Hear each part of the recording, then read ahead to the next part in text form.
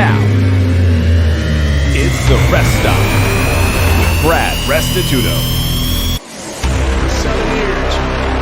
Handoff, Damian Williams trying to get to the edge, breaks a tackle, 35, 30, Damian Williams, 20, stays in bounds, 15, 10, 5, touchdown, Kansas City! And the snap goes high over the head of Big Ben, all the way back to the 2, to the 1, and the Browns have it in the end zone, and they dive on the ball and recover it for a touchdown! Carl Joseph's got it in the end zone, a touchdown! Derek looks left, Derek gonna throw for the end zone, caught! It is caught! Touchdown!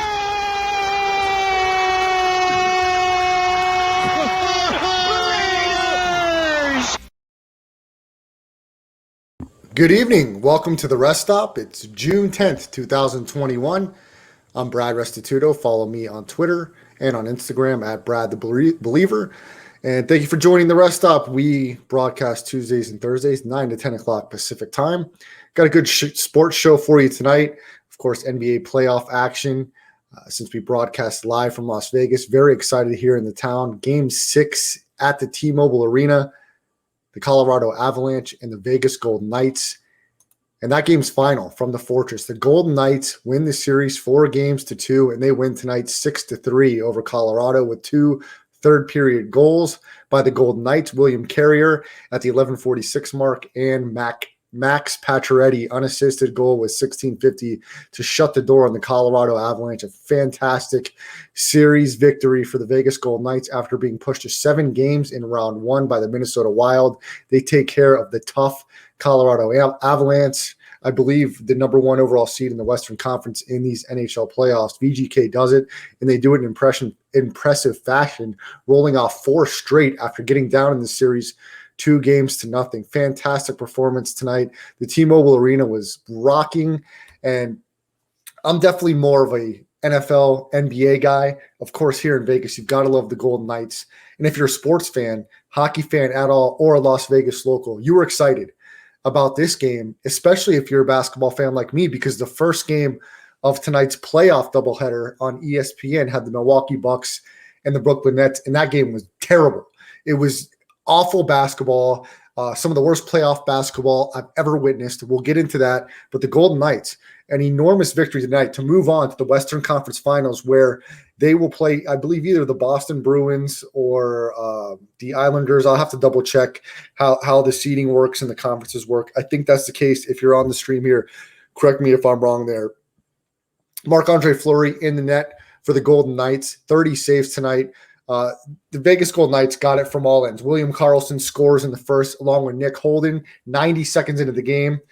Devin Toews scored first for Colorado, and it was 2-1 at the end of one. But in 90 seconds, 2 goals by each team. So 2-1 after the end of one. The Colorado Avalanche on a power play goal. Mikko Rantanen scores, evens the game at 2 goals apiece. Keegan Kolsar for the Vegas Golden Knights takes VGK up 3-2 in the second period. Andrei Burakovsky scores to make it 3-3. Just an amazing playoff game. And Alex Pietrangelo with 1942 in the second period gives VGK at the end of 2, the 4-3 lead. The assist on that goal by Pietrangelo by Alex Tuck and Max Pacioretty. In the third period, the only 2 goals scored, like I mentioned, William Carrier and Max Pacioretty for a 6-3 final for VGK, and they will move on to the Western Conference Finals of the Stanley Cup Playoffs. And the Vegas Golden Knights are just fired up about it. And I was briefly at one of the local places here in town, and the support for VGK here in the desert in Las Vegas is second to none. Outstanding job by VGK tonight and by the Vegas Golden Knights fans getting just all fired up as they get the victory against Colorado, and they move on to the Western Conference Finals. And this could be the year for VGK. They've got through their toughest 2 matchups. It was the Minnesota Wild in round 1 who pushed them all the way to 7 games. And then in this series, Colorado takes a 2-0 lead. Early in the series, VGK storms back with 4 straight victories, and they move on. And the Vegas Golden Knights fans and VGK, the organization, they've got to be thrilled, because we were talking about going into Game 7 of round 1 against Minnesota, that the Golden Knights could blow this series. And how would that look on head coach Pete DeBoer after releasing Gerard Gallant in favor of Pete DeBoer? And Gallant took this team in the inaugural season to the Stanley Cup Finals, where they fell short to Alexander Ovechkin and the Washington Capitals.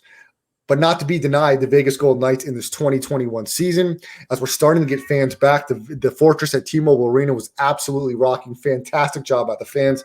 Fantastic job by the hockey team, winning 4 straight in impressive fashion tonight as it was back and forth action all the way to the third period. And VGK scores 2 goals to stamp and close the door on the Colorado Avalanche, and they win this series 4-2. Fantastic performance. Congratulations to Pete DeVore. Congratulations to the Vegas Golden Knights, and the fans here in Vegas are fired up and ready for another series. One series away from getting back to the NHL Stanley Cup Finals. So we'll see what happens with VGK, and they'll have a little time to prepare and rest after 2 exhausting series, 2 hard-fought series, and went 7 games in round 1 against Minnesota. In this series, they're down 2-0, as I mentioned, through 2 games, and they roll off 4 straight to close the door on the Colorado Avalanche.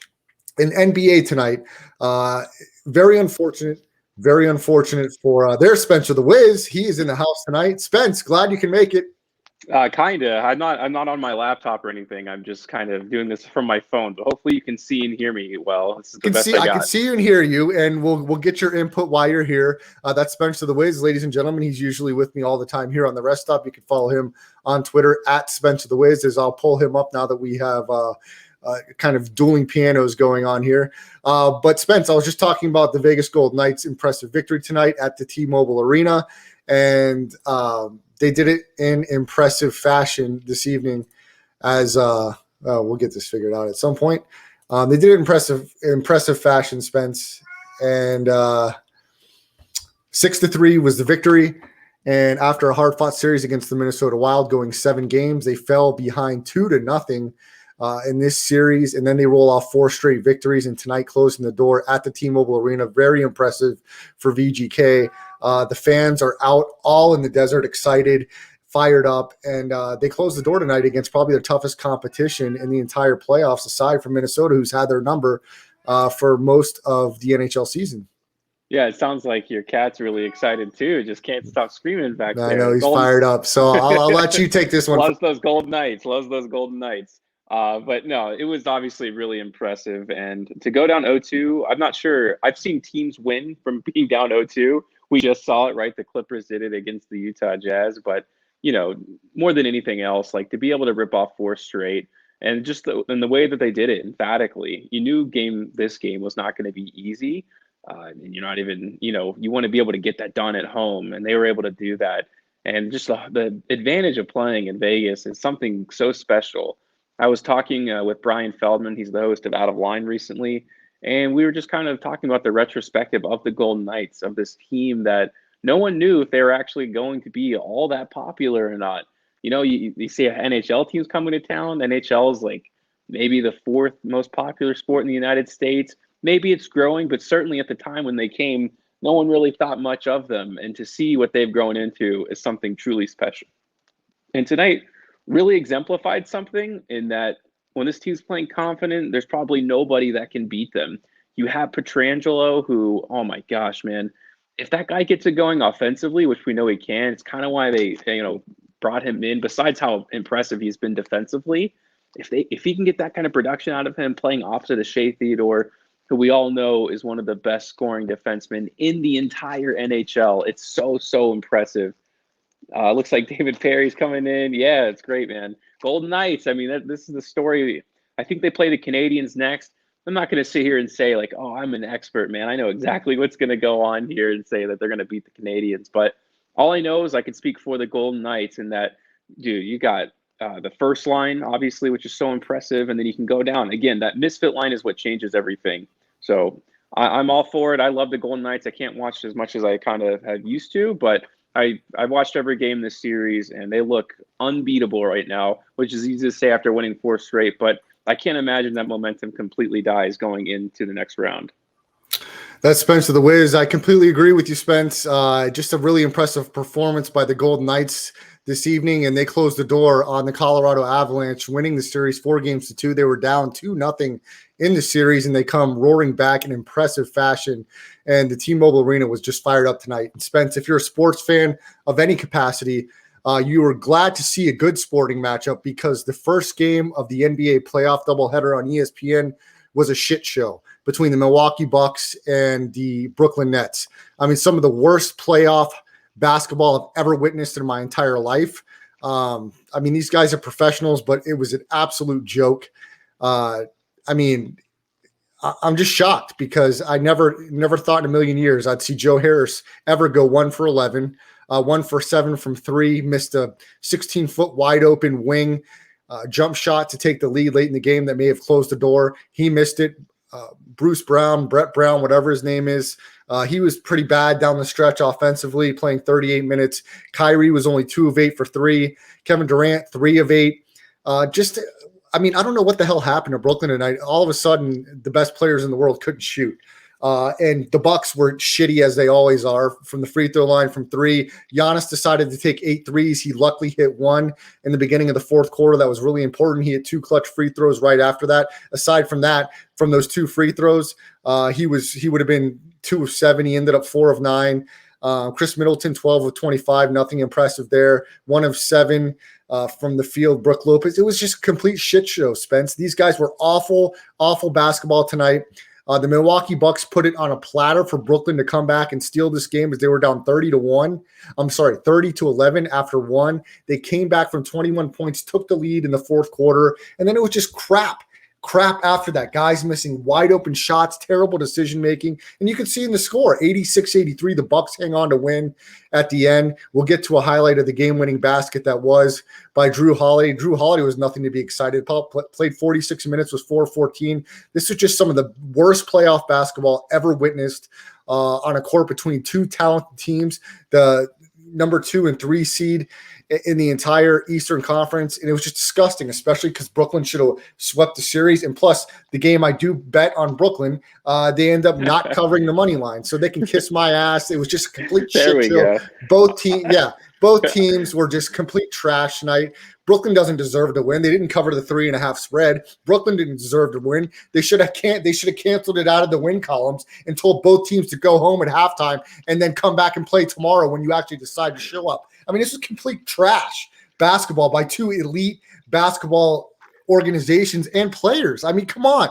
Joe Harris, what the hell were you doing between the last game and this game? You're one of the best shooters on the planet, and you go 1 for 11. I mean, I know everybody's entitled to a bad night, but 1 of 11, Spence, I mean, we could all throw a basketball out of our ass and make 1 of 11. Being one of the elite shooters in the entire world, I can't believe it. And I still would have let him shoot the last shot of the game, possibly at one point when Brett Brown got that monstrosity, ridiculous inbounds play with 11 seconds. I don't know what the hell they were doing, fumbling the ball around. Kyrie gets it to Brown. Brown drives against Brook Lopez and throws it off the glass. He could have kicked it out to Joe Harris, but that didn't happen. I mean, it was just a complete nightmare when you think Brooklyn's gets a little bit of momentum. And how stupid do you have to be, Spencer the Wiz? You've got 2 minutes left in a back-and-forth game, right? And Chris Middleton's starting to make shots. Why don't you foul Giannis? He sucks from the free throw line. I mean, I'm not a fucking rocket scientist here. I mean, it's very simple mathematics and observation. Do you not watch the damn games with your eyes, the coaching staff? What are these people doing? I mean, it's a fucking miracle that Giannis shot 8 threes. He's a complete dipshit. I mean, we're talking playoff basketball here.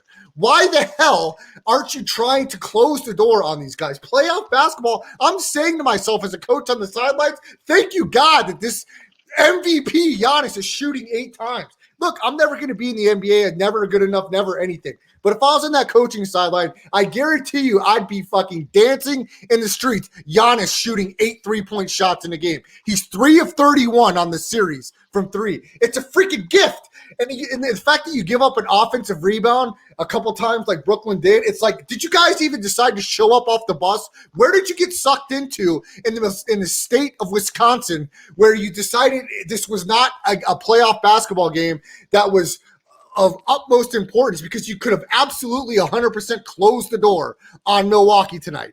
And if you didn't close the door, now you give these idiots hope that they can win. And they're combined about 20% from 3 on the series. They have no business being in the series. It's some of the most garbage basketball from a team that was better from the 3-point line than almost anybody the entire season. After tonight's matchup, neither team deserves to take the floor in the next matchup, but that's not how this works. So we will have a game 4 in Milwaukee Milwaukee, and anything can happen. Kyrie can step on somebody's ankle. Next thing you know, the Milwaukee Bucks are tied at 2. And then what's Brooklyn thinking then? Because then anything's possible. Instead, you have a chance to close the door 3-0, and Joe Harris goes 1 for 11. Brett Brown or Bruce Brown on offense was a complete trash monger. Kevin Durant all of a sudden couldn't play, couldn't shoot, made some key plays in the fourth quarter, but not good enough sustained. They made a huge comeback. They scored 83 points in the game. I mean, let's go back in the playoff annals of history of a team that averaged as many offensive possessions and points as the Nets that came in the playoffs and had a game like this. It's an all-time stinker. It was an all-time shit show by both teams. And they had a complete gift in Brooklyn coming back from 21 points, having the MVP multiple times. Giannis chuck up 8 threes and make one of them. They had it laid on a platter for them to win, and they blew it. And they should be disgusted with this loss. Yeah, it's only one game, but you have a chance to close the door on these guys, finish them off on their home court, and get plenty of rest for James Harden and for Jeff Green, important guys on your roster for your Eastern Conference Finals against either the Sixers or the Hawks, which aren't going to lay down and roll over and let you steamroll them to the finals. But in this pivotal game, nobody decides to show up, and the shittier team won by luck. The refs sucked. The Nets sucked. The Milwaukee Bucks sucked. Everybody sucked tonight. And I'm going to lay it on one more time to the biggest suck of the entire night is not fouling Giannis Antetokounmpo in a back-and-forth one-possession game with 2 minutes left. I mean, that's got to be the stupidest basketball in history. I would be fouling his ass left and right. Were there 3 starters in foul trouble? Yes. Bring DeAndre Jordan off the bench. Bring whoever, Landry Shamet. I don't care who you bring off the bench and foul Giannis and make him hit free throws. I don't care if you send him to the line 15 times in the fourth quarter. The percentages say he'll probably hit 4. And the way Kevin was shooting in the fourth quarter, you have a real opportunity to take a 2-possession lead, which the biggest lead of the game for Brooklyn was 3 points. I mean, it just seems like simple basketball. I said it on Twitter. I said it on your show, Spence. I said it anywhere that would listen to me talk about the Milwaukee Bucks. Giannis is a liability, and you should never lose to this team because he can't shoot a free throw. Your best player on that team on some people on the planet decides to shoot 8 threes in an important game, and he can't make a free throw. And like I said, 3 of 31 from the series. I'm doing a dance on the sideline every time this guy chucks up a 3 because he's your best rebounder, and you should be going out in full effect on fast break of this guy shooting a 3. So the fact that you don't foul him late just is mind-blowing. And then you can't execute a play with under 11 seconds to take the lead is an absolute it's an anomaly. It makes you pull out all your hair, and I'm glad that I didn't have my life savings on this game. Instead, I have it in AMC stock who's decided to take a shit too. So I'm just all fired up tonight. Spent all my money. I might as well flush down the fucking toilet. I'm not sure how I can follow this performance up. Maybe we can, ease the tension here. We'll show the game-winning basket or the eventual one by Drew Holiday. It was a really nice shot. He was actually having a terrible game before this. And then we'll talk about some other keys to the game. Oh, you stop it. Oh, stop the presses. Wrong highlight. Hold on. Holiday, 16 seconds remaining. And deciding not to call a timeout. Holiday spin move, gets inside, layup's good! It's good! And the Bucks go up by 1 with 11.4 remaining. Holiday struggling all night long offensively with one of the biggest buckets for the Bucks. Drew Holiday puts Milwaukee up. It's Nets ball. Yeah, there's a couple of things that actually stand out from that play to me. Joe Harris, basically wasn't trying on defense. Maybe he thought that wasn't his defensive assignment. I'm not sure. But when the game was that close, I guess they were keying on, they have to get the ball to Giannis. But no, Drew Holiday had the wherewithal to be okay, if he's not going to guard me, I'll go to the paint. And then Bruce Brown, I guess what the idea is he doesn't want to foul. So off the spin move, he's just not there for them. Look, there's a lot of things you can say about this game. I don't know if I'll go quite to the extent that you did, but again, I think you have to take advantage when Giannis, for whatever reason, decides to shoot 8 threes. And again, mentally, Giannis, I'm not sure, is all there. I don't think he understands what's going on. They're trying to make it to the finals. It's not going to help him do that. You could say at least for at the very least, the 3 that he did made was really big. because it was a tight game from like the third to the fourth quarter, from at least what I was listening to and what I watched at the end of the game. But it's not a good sign for the Bucks. I mean, look, and on paper, the series is 2-1 now, but they can't play like that twice and win a game. I mean, Kevin Durant was like so bad. I think he was like 7 or 6 for 22 at some point before he started making a few shots. It's just not going to happen twice. Like, unless Kevin Durant completely falls apart and like he just gets so nervous or whatever. Kyrie Irving, all of them. I mean, Joe Harris, you already talked about, was 1 for 11. So the Bucks should have won this game by 50 points. I mean, they started out that way, and then the game got way too close. I don't know what it's going to take for them to realize how important this kind of stuff is and how badly they need to win the next game. If they go down 3-1, obviously it's over at that point. They should be taking advantage of the situation.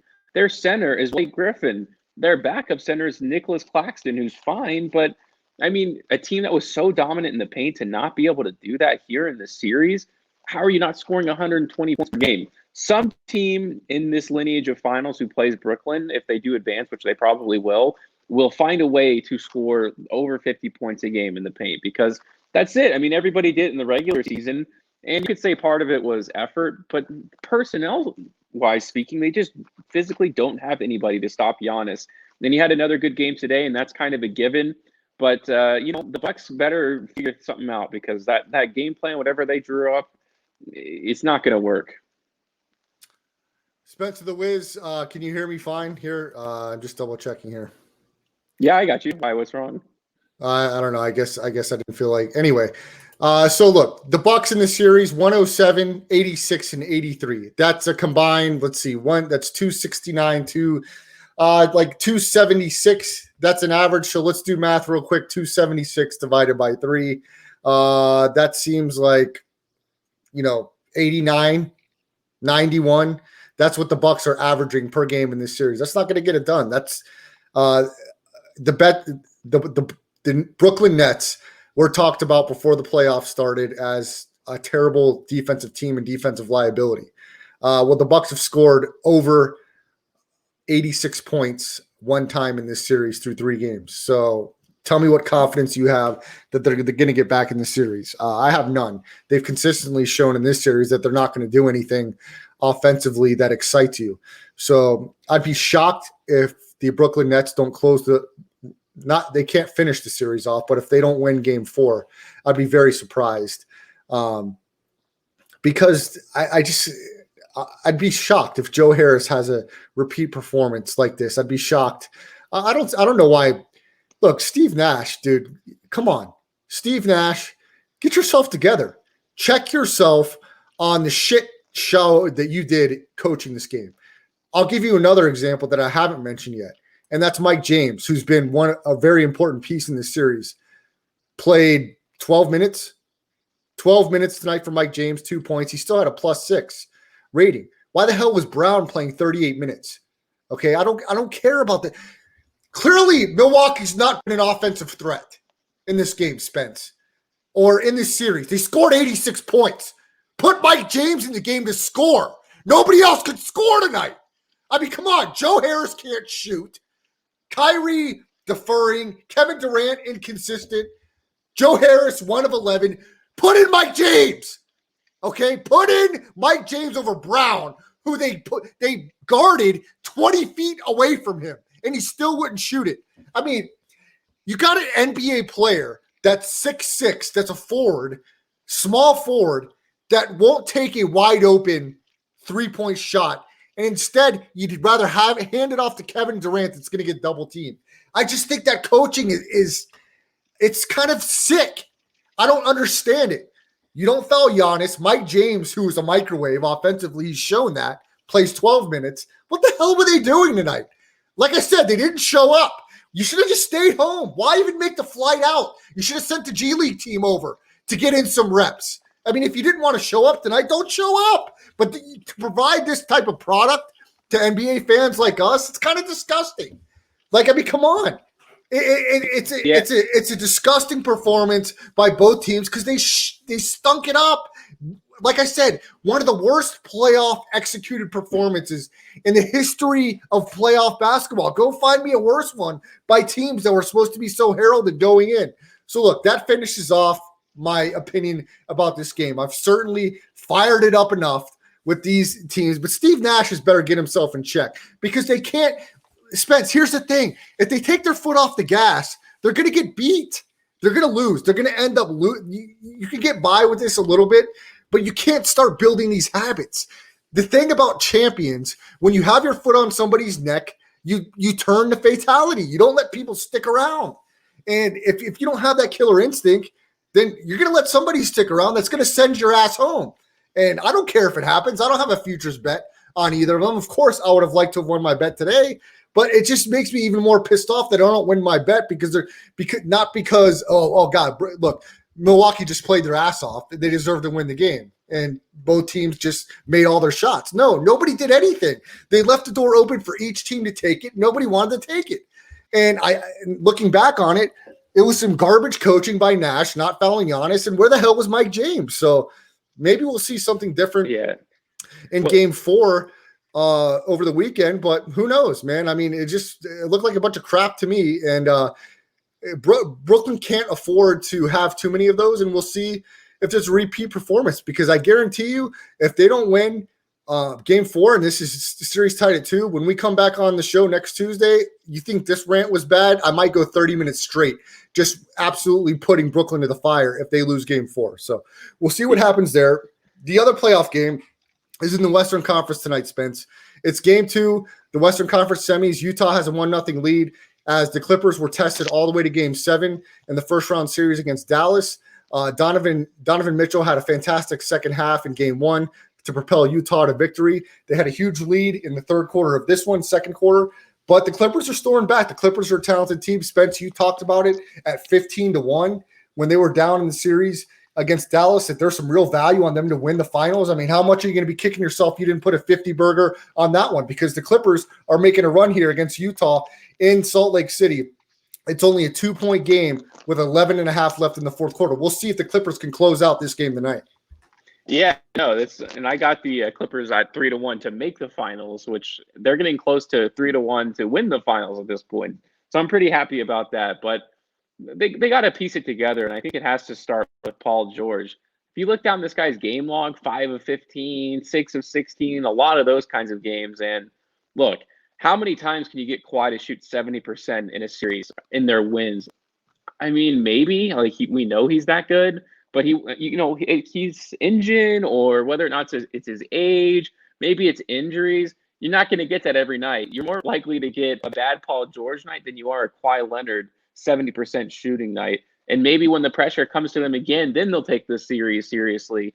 I don't really know what's going on with team motivation-wise. I mean, I've never been a fan of Ty Lue. I don't think he's a good coach, and I think he's more of a player kind of like chemistry guy versus an actual X's and O's. And again, I think he cares way more about what the players think than maybe pushing a direction for this team. We know their moniker has been, we'll get to it when we get to it kind of thing, where we'll rest our players and then, we'll be ready when it's time. And clearly last year they weren't, and they said it was Doc Rivers, and then they brought in Ty Lue. And once again, if they go down 0-2, I'm not sure they can do that twice. That takes a whole lot of energy. And even if, let's say, they go down 0-2 and win this series again, how much more energy could they possibly have? And how much more can Kawhi Leonard have left in the tank? I feel like the first 2 rounds were designed for him maybe to not have to try so hard, tried a lot harder than he probably wanted to in the first round. And I think it's going to carry over here. Always question the motivation for the LA Clippers. Yeah, Spence, it's going to be kind of important for the Clippers tonight to see if they can close this one down. They got possession here with about 10 minutes to go, down 4.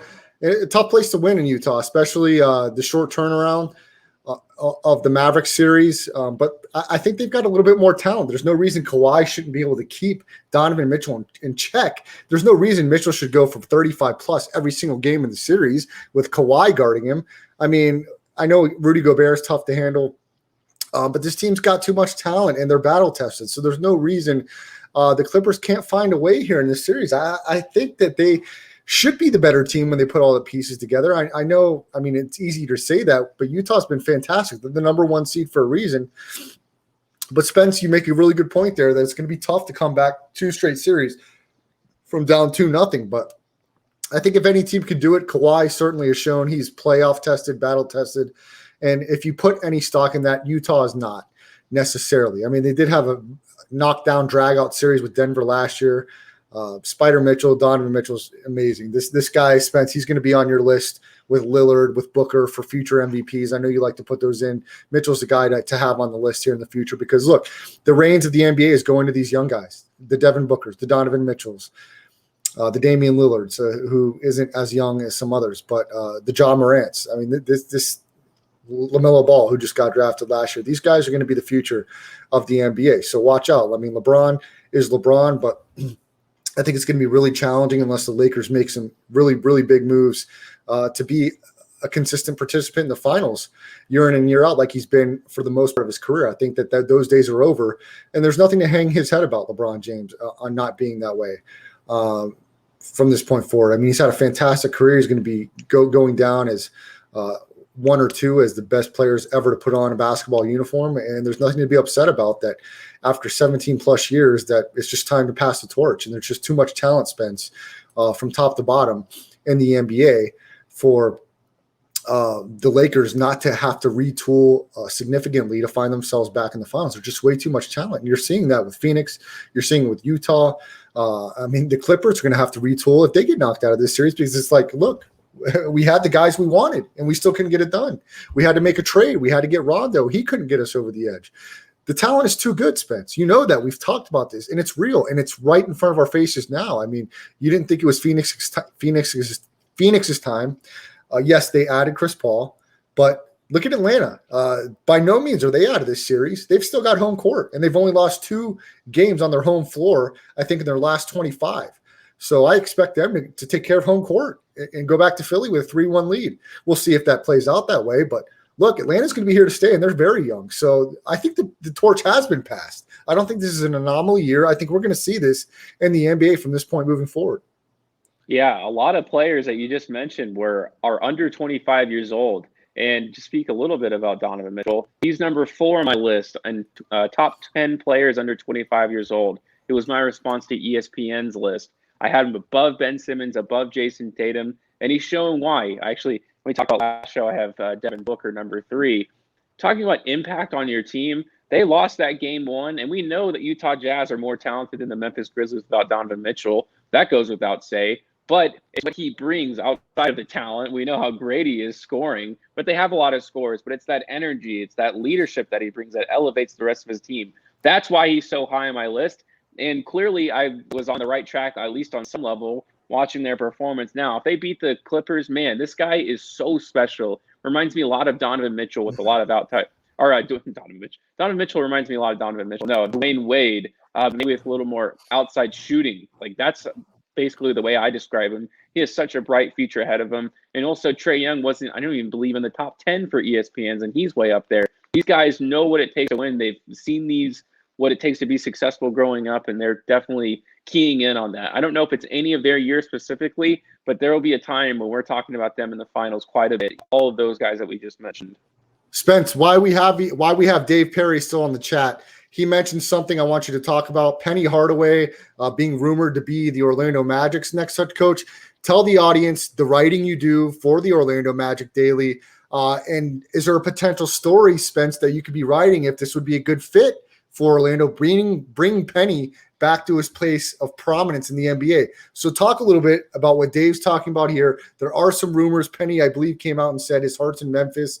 But look, if you write the right check, you can get this guy back to the team that drafted him. So talk a little bit about, number one, what you do with the writing for Orlando Magic Daily, and then your thoughts on this potential situation. Yeah, so I am a contributor for the Orlando Magic. I wanted a writing job. I really liked it. I used to do it before the pandemic started, and when the pandemic started, there was no sports, so I wasn't writing anymore. So I applied to a whole bunch of teams. I think I did OKC, the Memphis Grizzlies, and the Orlando Magic Daily. This is all for fan side. I'm a contributor now, and they got back to me the day later, so they liked my work, and I've been writing for them since. I loved what they did at the trade deadline, getting Wendell Carter Jr. I'm a big fan of RJ Hampton, and he's shown up very well, especially with Markelle Fultz tearing his ACL. I'm not sure if Penny Hardaway is the right one. I really want them to hire the former Brooklyn coach, Kenny Atkinson, I believe his name is. I was a big fan of what he did there. That's I think his he name, would have yep. been a better coach. Yeah, I think he would have been a better coach than Steve Nash is this year. And, you kind of mentioned it, like that whole situation and the way that I think Brooklyn played tonight is basically the culmination of everything that's been going on this season. Kyrie comes out for the season starts and says Steve Nash isn't really a coach, like basically questioning his position. Steve Nash obviously has no head coaching experience in the NBA. That's the benefit when you have a guy like Kenny who may not understand the player's plight perfectly and rest guys when they want to and understand what it takes day in and day out to be an athlete. And, I think he probably managed his injuries well. But there's been so much leeway on Brooklyn, and now you're seeing, right? And first of all, the whole James Harden situation too, who I thought he could just kind of slide into it, was really happy in Brooklyn. His little slow start to the season, not coming in shape, caught up with him really quickly. So to go back to the Orlando Magic, I write probably like one article a week, where I try to every 1.5 weeks. I very well could be writing about this. So be sure to follow No, me. Spence, I really think you should, because I really like the Kenny Atkinson angle. I love how you painted the picture of Brooklyn this year with the potential upside of Atkinson as opposed to Steve Nash. I would love, and tell us again, after I paint this picture here, I would love to read an article, as would Dave, as would all Magic fans, about maybe the pros and cons of Atkinson, how he could have helped Brooklyn, and what he can do for this young Orlando team, or going the young route with Penny Hardaway and maybe him bringing Mike Miller and some other guys on the helm. It certainly would put butts in the seats for the Magic, because Penny has a really big fan base in Orlando and Central Florida, and it certainly would fill up the arena there in Orlando. So Spence, tell Dave and tell the audience where you write for the Orlando Magic, and maybe we'll be looking for an article shortly about this situation with Orlando searching for their next head coach. Yeah. So you can find all my articles on Twitter at Spencer the Wiz, or they're posted on Orlando Magic Daily. It's a fan-sided website. But here's the thing. I mean, this is the most important offseason the Orlando Magic have had not since I've been covering them, which hasn't been that long, but I would say a decade. You had this team for a long time that had a lot of talent on it, for sure. Aaron Gordon is decent enough, although he doesn't look very good in this year's playoffs. Vucevic, who we know was like the vital player in that situation. Evan Fournier, not all NBA type of guys, but certainly talented, who were in the playoffs, but they were never vying for championship, never once. Basically, their only goal was to make the playoffs and see what they could do when they get there, which was always nothing. So now that you're actually able to trade that and transition away from what they had, not a lot of teams get to do that. Think of the OKC Thunder. They had 3 MVPs on their team. Orlando didn't have any, obviously. And what did OKC come out with from 3 MVPs? Shai Gilgeous-Alexander, who I'll admit will probably be an all-star one day, very talented. But other than that, it's a bunch of nothing. There are a lot of picks that haven't turned up to much of anything. They have nothing to show for it. And the Orlando Magic, not only do they have draft picks, they'll have 2 in the top 10 this year, but they actually have physical people who will contribute for them. Maybe not in the starting lineup, but certainly on a playoff team. These are the guys you want to have on your team. Wendell Carter is one of them. RJ Hampton, again, I just mentioned. So those 2 guys are really solid pieces that I really like. Now, the thing is, you need a coach and a GM that are on the same page, and you have a team identity.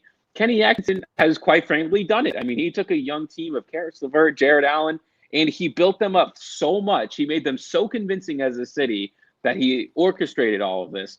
I mean, the players were the ones on the court doing this, but for a long time, I mean, they were the laughingstock of the entire NBA after making one of the worst trades maybe in sports history. So when you have all those things in mind, you need the coach that says, we don't want to – we're like so mid-range dependent last season, ridiculously. If you look at their stats from where they shot, top 3, I think from like 7 to 10 and 5 to whatever, like the whole mid-range section, it's not going to get it done. The Spurs were the best mid-range shooting team in the league last year, and of course, they didn't even make the playoffs, and they're pretty talented as well.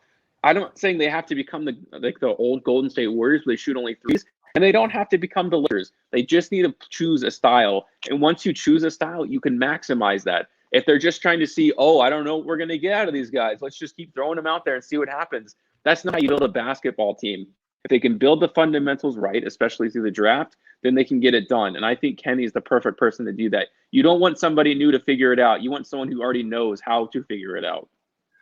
Spence, I know you're not super high on this guy, but don't forget this guy was playing really good basketball before he got hurt. Jonathan Isaacs for the Magic too. So you've got a lot of young pieces. Cole Anthony. If you get the right guy in there, you've got a couple good draft picks. This could be really interesting for the Magic, Spence. So we're going to really be following your stuff because, of course, me being from Central Florida originally, we've got a few people out there that watch the Rest Stop that are Magic fans. So we'll build that up, and we'll certainly promote what you do for Orlando Magic Daily. Spence, I want to update the game, the second playoff game of ESPN tonight, the playoff game. It's the Western semis in Utah. The Jazz have a 1-0 series lead against the Clippers. Well, Reggie Jackson just went on fire. He just hit 2 straight threes, a 6-0 run to give a 101-99 lead for the Clippers with about 5 minutes left in the game. Reggie hit a wing 3, and then Donovan Mitchell kind of fumbled the basketball. Reggie picked it up on a 2-on-1 fast break. He stopped at the wing, the same spot he hit the first 3. Pump faked. Royce O'Neal, the defender, did not come out, and Reggie shot the 3, and then it was a quick timeout as it hit all net. Quick timeout by Utah, and it's a 101-99 lead for the Clippers, taking back the lead with about 5 minutes left, and we're in a timeout in Utah. So a really good game, certainly better than the first one in Milwaukee. So the Clippers looking to even this series at 1. If you're a fan of Colin Cowherd, who does his show, The Herd, on FS1 and Fox Sports in the mornings, 9 o'clock Pacific time, he is very convinced that the Clippers are the better team in this series. He thinks they're battle-tested, and he thinks that they will win this series in 6.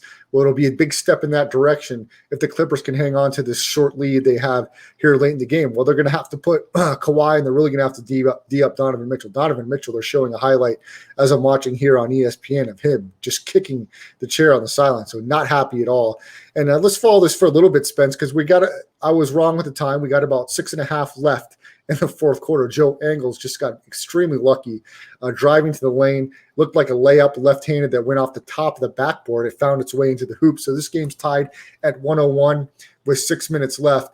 And Spence, like I said, after having a really atrocious game 1 and these 2 games playoff here on Thursday night basketball doubleheader on ESPN, seemed to have a really good one here in Utah this evening between the Clippers and the Utah Jazz. Yeah, and it looks like Utah took a 3-point lead after a Bogdanovich 3, so there's a timeout there. But here's the thing. I mean, this is it. This is what the Clippers have struggled to do for so long, is make clutch time baskets. They're one of the worst clutch time teams like in the NBA period, and yet they were one of the top seeded teams in the NBA. If they don't get it done again, I mean, at some point you just got to say these guys just have no idea how to get it done. And a lot of that goes on Ty Lue. Again, like I said, I'm not a huge fan of the guy. That's up to you to make the proper plays to put your team in the right position. We all know about the huge blunder that was in the Dallas series late in the game where Rondo passed the ball and Kawhi got it in the corner with many seconds left and decided to do a pump fake 3, which could not have been the drawn play. Certainly not an optimal shot. And the Utah Jazz, I will not believe, will falter here at the end. The Clippers are going to have to play really, really good, and it's going to have to come from Kawhi Leonard. Spence, let's keep it in the NBA, and let's talk about last night's action as the Phoenix Suns, a team that I've talked about since the Orlando bubble, head coach Monty Williams, and the addition of Chris Paul, who has been absolutely amazing in these playoffs, propel the Suns to a 2-0 series lead over the Denver Nuggets. They get a really big home win last night, 123-98. Chris Paul had 17 points, 15 assists, 5 rebounds, and no turnovers. He's got 1 turnover through 2 games. He seems to have fought through that shoulder injury. And, man, this guy just keeps battling, Spence. He keeps changing cultures everywhere he goes, whether it's the Clippers, whether it's the Hornets, who he got drafted by, whether it's the Oklahoma City Thunder, now here in Phoenix. Just this guy's an ultimate leader, propelling the play of his players around, his teammates around him. Bridges has 16, Ayton has 15, Chris has 17, and Devin Booker had 18. Just an all-around performance, 8 off the bench from Saric. Torrey Craig had a big block. He had 10 points. They got contributions everywhere on the floor, and they blow out Denver 123-98. I'm not willing to say this is going to be a sweep like I thought it would be in the Brooklyn series, but Phoenix has got to be feeling awfully good, Spence, about having a 2-0 lead, and they certainly feel like they're the best team in this series. And if they can go to Denver and take one of those 2 games, they really will have a stranglehold on this series.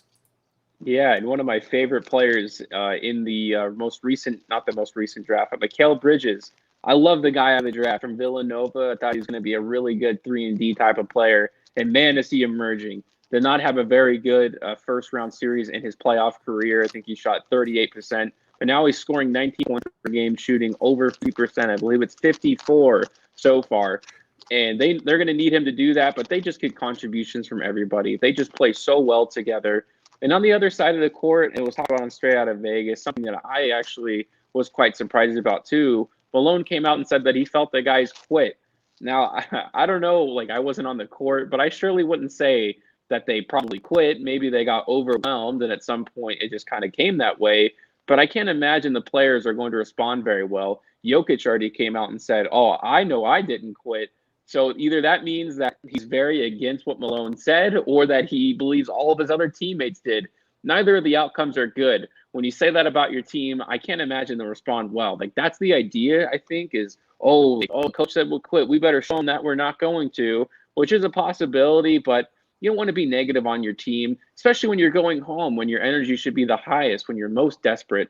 Because we've seen already in the other sports that going down 0-2 is tough, but it's certainly not the end of the world. Home court advantage means so much this year, probably more than it ever has ever, because last year they didn't have it. So the extra excitement, besides the regular kind of buzz in the city, must amplify everything. And we know Denver has a great crowd. And so hopefully we do get a good series out of this. I love to see good basketball. I think we will. But yeah, Chris Paul, to kind of say something about him, golly gee, 15 assists, 0 turnovers. He joins an exclusive list with Magic Johnson. I think it's the two of them. Only they have had 15 assists, 0 turnover games. Chris Paul's had 3 times. Magic Johnson did it twice. And the best thing about Chris Paul is that he understands the game from a fundamental level, where when it's time for the fourth quarter, you'll see him take over. So he understands the ups and downs of a basketball game. He understands pace, and he knows when his team needs him. It's amazing to see not only just skill-wise what he does, but mentally how he's able to tackle the game. Spence, I'll tell you what, the Denver Nuggets better respond well. They better get that out of their mind and stop feeling sorry for themselves, because if they don't come out and win Game 3 tomorrow night, they might as well pack their bags and hit the road, because they're done. So I don't care what Mike Malone said. You may or may not agree with it about they quit, but this isn't any time to sulk and say, oh, the coach doesn't have our back. You better pick up your britches, get your shit together, and get out in Game 3 at home and kick some butt. Because if you don't, you might as well pack those bags and leave them on the bus for Game 5, because you'll probably get swept in your own arena, and it's time to prepare for next year. And nothing's promised in this league. Spence, how many times do we have to talk about the young talent? Jamal Murray's injury completely turned Denver upside down. Jokic is getting played even money with DeAndre Ayton this series. He's not dominating by any means. So you better figure out a way to show up in Game 3 and get a win. If not, keep those bags packed, because it's gone fishing time and Denver's done. I mean, look, these windows of opportunities aren't going to be staying open forever for teams. There's too much young talent. We're seeing what's happening. Look, you talked about what New York did. Thibodeau's the coach of the year. Even getting to the playoffs is huge. Look at what Atlanta's doing. Nobody would have expected Atlanta to make this jump. The Phoenix Suns, who we talked about, that did not even make the playoffs, are steamrolling right now. So you think you can afford to say, oh, the coach hurt our feelings. He said we quit. I don't think we're going to show up for Game 3, or we're not going to give as much effort, or screw him. Look, you're playing not only for a title, you're playing for the name on the back of the jersey. Don't embarrass yourself and get swept in this series by a younger, hungrier Phoenix team. You better figure out a way to channel whatever Malone said and channel your inner drive and your inner champion and being a professional, and show up in Game 3 and take care of business on your home court. I don't want to hear any of this pity crap from these guys. This is playoff time. It's time to sack up, put your lunch together, and go out there and kick some butt by any means necessary. I mean, look, this is a fantastic battle tonight in Utah. These teams are going back and forth. Nobody's going to feel sorry or remember what the coach said or who had home court advantage. Did you win the series? Okay, we saw LeBron James. He's packing his lunch on vacation. Draymond Green's fighting with somebody on Twitter because his bags are packed. Anybody that's not playing now, I don't care what you have to say or who you're fighting with. If my profession, Spence, is an NBA basketball player, my singular, whatever you want to call it, whatever I'm trying to say, my only goal is to win an NBA title. The season is not really a success as a team if you don't. Is there individual accolades?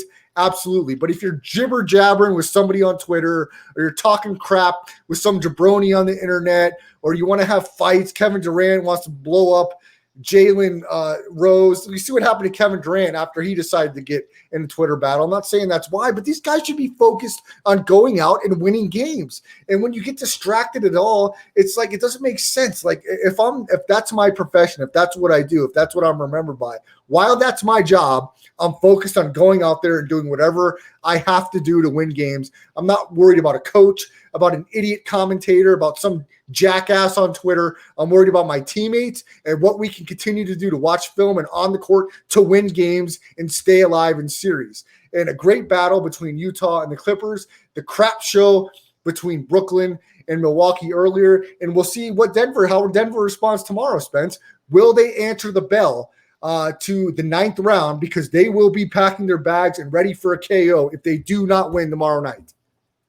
Yeah, I think they will win the next game, but I really have no faith in them. I think they lose game 4, and then they go, to Phoenix, and they're just not going to get it done there. Phoenix just seems to have complete control of their own court right now, and especially moving forward. And I think a lot of it for the Nuggets has been on Michael Porter Jr., and probably unfairly. When Jamal Murray went down, he stepped up big. He played so well in the regular season, but we all know, the playoffs are so drastically different than the regular season. And he's also had those back problems flare up. I think the adrenaline will carry enough in game 3, to get through it, because you do want to avoid a sweep. But once you're that kind of motivation is gone, because I feel like they already feel like they're out of the series, they just want to avoid it, because no one talks about a 5-game series. Everybody talks about sweeps in the playoffs. Spence, it looks like Utah is going to close the door at home here. About 3 minutes left. They're up by 10. Sure, that's plenty of time, but certainly at home, the number 1 overall seed in the Western Conference, they should be okay with a 10-point lead with 3 minutes left. If anything changes on that, they've gone on a 14-2 run since we brought it up before in the last 3.5 minutes. So we'll keep you posted here as we're wrapping up the show. We'll see if the Clippers can make a late run. Spence, I want to get to a story that's not sports related that is I don't know if it's worth talking about, but it's certainly kind of interesting here. Let's see if I can pull it up on the feed here. Let's see here. So this gentleman here, Spence, if you can see him, I believe, what is his name? Let me see. Kobe. His name is Kobe. And apparently he was in a little bit of an altercation with a gentleman that I'm going to show here in a second. And this gentleman is an adult, and he was involved in a situation here where this gentleman here, Spence, that I'm going to pull up. Let's see here. This gentleman shot this young boy. Luckily, he only hit him in the arm. But I think we have actually some video that goes with it. I don't know how well we'll be able to hear it, but I'll play it here in just a second, and we'll see what we can come up with here. But the little young boy went out and spoke and talked about this neighbor who the kid was on his lawn. This guy right here, Ryan Wynn, did not want him in his lawn, so he decided to shoot through his front door at this young boy. We've got 3 parts. We'll see if we can get some audio with it. And here's part 1.